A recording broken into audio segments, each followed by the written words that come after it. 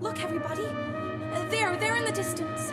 It's Emerald City and the Wizard and everything we've hoped for, closer than ever. You're out of the woods, you're out of the dark, you're out of the night. Step into the sun, step into the light.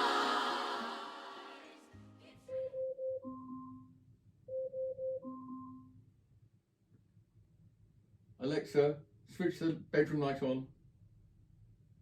Okay. Hello.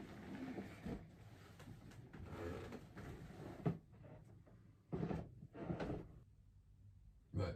Get up. So I hold on to this. This is very useful because it holds, gets me enough movement to get up with. I follow this, swaying my legs over. You see they're not very working. Yeah. It's now been 4 months since the surgery, and I thought it was high time that I did a video for everybody who's wondering how I got on and what's been happening. When I filmed A Day in the Life of Parkinson's, I had this idea that I was going to be able to show dramatically how improved I was in everything, cooking and all those things.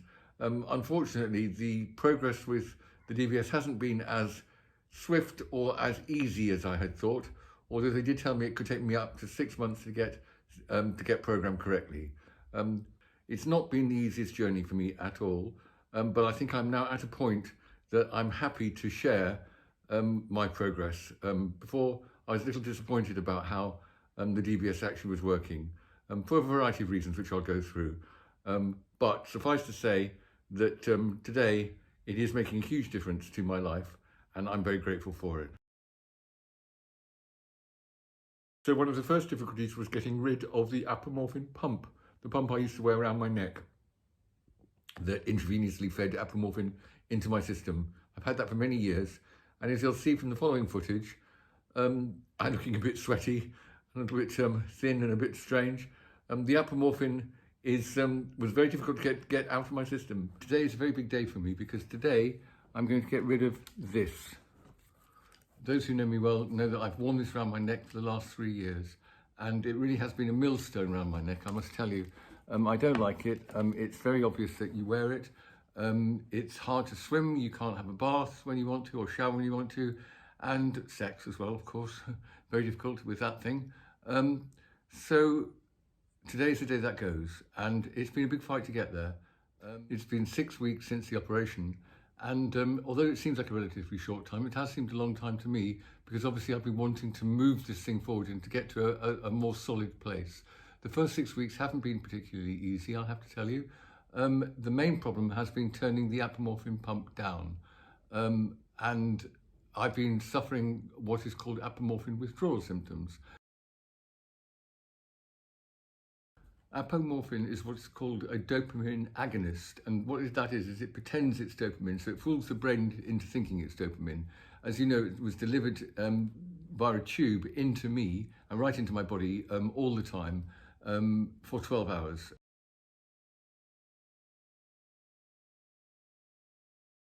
And over the last 3 years that I've worn the pump, my brain has obviously got very used to this support. And taking the Apromorphin away, which I want to do, I want to rely much more heavily on the DBS rather than the Apromorphin pump, has been difficult to do. And the reason is that Apromorphin is an incredibly strong drug, as I found out. Cognitively, initially it was very difficult. When I was in the hospital, I couldn't think straight at all because the settings were not right. What was happening is that the movement circuit is quite near a thinking circuit, and because the electrodes were sort of touching both, as it were, I had real problems, cognitive problems, which you'll see from this next video. I'm trying to explain myself a little bit to you as to what's happening. I'm a bit confused about things, I'm afraid, but there you go. So, let me just, I keep getting brain fog. It's a horrible thing. Right, so, let me explain myself.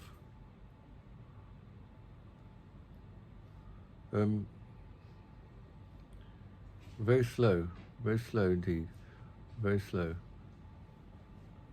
And it's annoying me because I can't operate quickly. One of the things you're asked to do is to keep a Parkinson's diary, which means that every hour, or every half an hour in fact, you score how you feel. You score whether you have, whether you're dystonic or dyskinetic or not at all, or if you're off or if you're on. Initially, obviously before the operation, I was very, very off all the time. That's generally the mode I was in, quite frankly.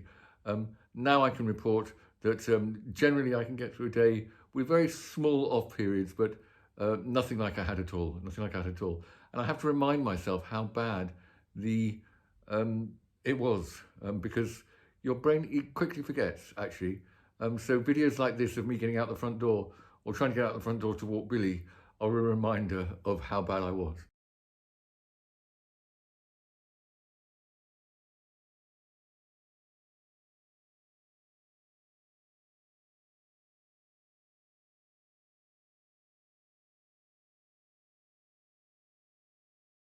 The great thing about the DBS is it runs constantly, so it runs throughout the day and it runs at night as well, at a level that I can relatively function at.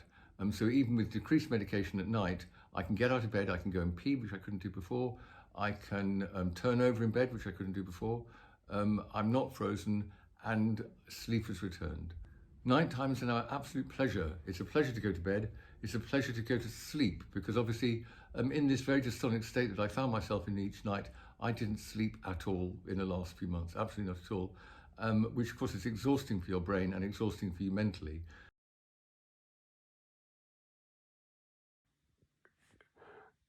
I'm lying here in bed. I don't want to see how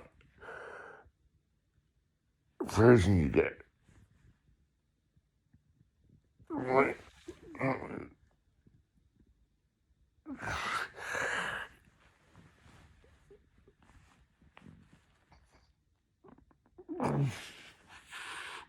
Much like my mobile telephone, I have to charge myself or remember to charge myself every few days. It's a relatively easy process, charging my brain. This is what I wear. I switch on here. It beeps and beeps and beeps until it makes contact with the pack in my chest. So you'll see, hold on. There we are. That's me charging myself up.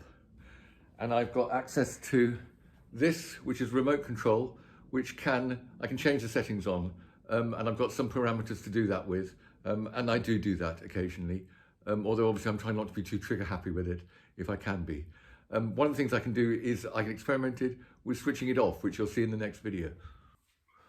Right, I might be mad, but I'm going to try this experiment now. I'm going to try and switch the DBS off just to see what it was like without it. I've got used to it now, but I just want to see exactly what it does for me. So this is the little remote here. I'm going to do that. Push this button here. Oh gosh.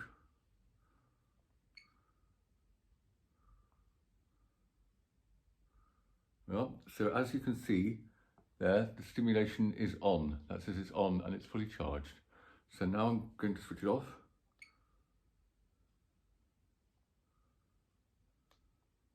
There we are. Stimulation off. Let's see what happens. I'm going to wait for a little bit. Gosh, it is quite instantaneous. I can feel my hands already stiffening up. Yeah, there we are. So as you can see, now the DBS is switched off, I cannot talk properly, and my hands are all very, very stiff. My legs are very stiff. In fact, my whole body is very stiff. So if I try and walk, I probably won't be able to. Yes, it's quite alarming actually how much I can feel it. Okay, so now I'm going to try and switch it on again. All right, so we're going to go on. Thank God, the simulation's on. There we are.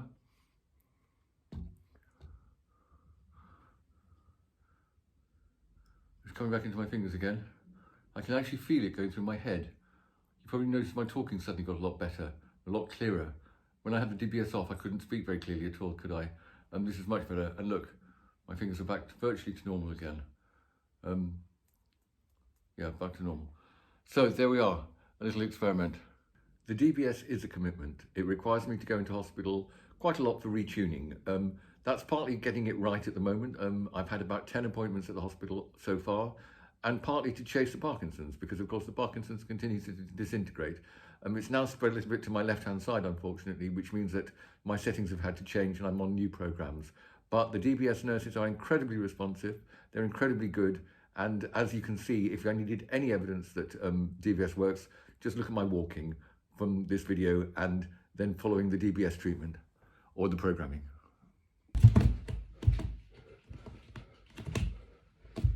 I can't move at all.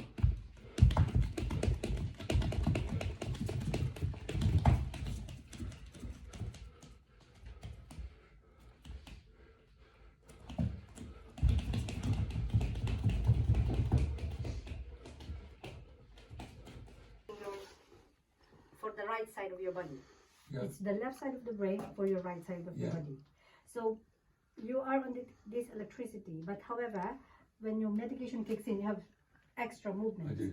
So what I did is I added an additional contact above the one that's active. Amazing. And I deliver very small electricity on that one just to counterbalance. It's like an anti-dyskinetic effect. Got you. We tried that. I mean, it's not written in papers, but we have trial in some patients. And we've seen it help some patients, then we're using it.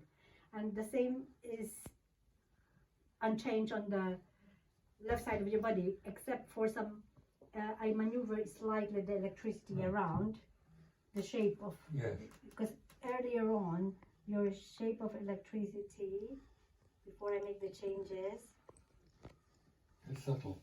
it's Yeah, I can see like it's this. changed slightly. So you can see it's more focused on that side. Yes, push over. But what I want to try with this one and see Going over that way, yeah. if it will eventually help with the dystonia. Yeah.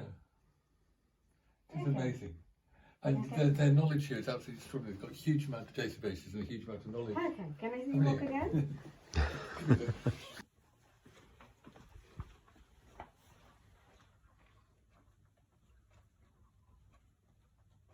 Turn around and back in I don't here. think it's easy.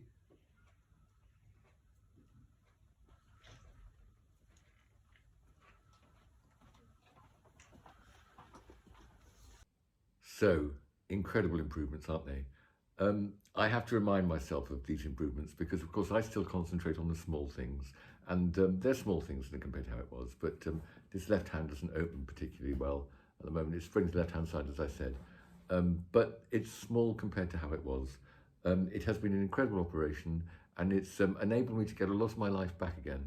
I'm still nervous going out. I still have PTSD, I suppose, from the trauma of what happened before. And so I do get scared about going out, but I'm getting braver and braver, and I'm going to the theatre more. I went to go and see ABBA with my sister, which was fantastic.